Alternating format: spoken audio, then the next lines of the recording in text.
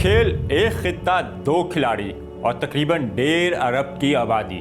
सरहदों के दोनों जानिब सबको है सिर्फ एक इवेंट का इंतजार। दुनिया के सबसे बड़े खेलों के मुकाबले में जेवलिन थ्रो का फाइनल राउंड। दुनिया के 12 बेहतरीन एथलीट्स एक दूसरे को टक्कर देने के लिए हैं तैयार, लेकिन इन 12 एथलीट में से 2 को सबसे ज्यादा अहमियत हासिल हो गई है।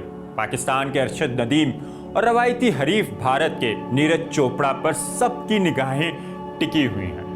2018 में मलेशिया में होने वाले एशियन गेम्स में भी ये दोनों एथलीट विक्ट्री स्टैंड पर साथ ही दिखाई दिए और अपने कौमी परचमों से खुद को ढांपे।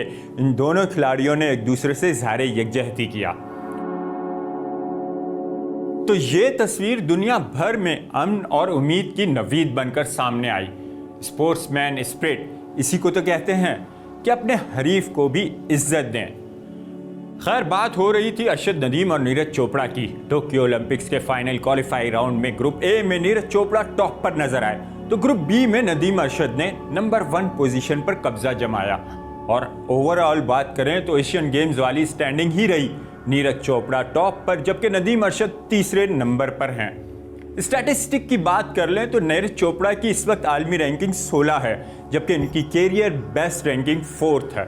दूसरी तरफ अरशद नदीम की आलमी रैंकिंग इस वक्त 23, जबकि कैरियर बेस्ट 16वीं पोजीशन है।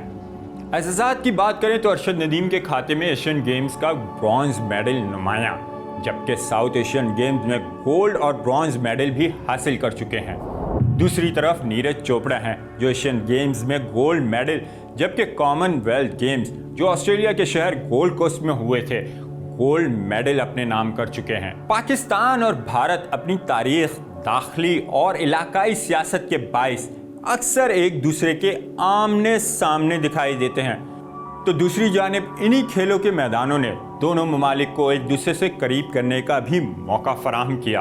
और एक बार फिर सरहद के दोनों अतराफ सबकी तवज्जो एक ही इवेंट पर है।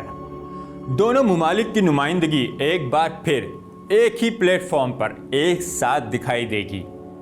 देखना यह है कि फतह किसके मुकद्दर में आती है और कौन दिल जीतने की कोशिश करता है।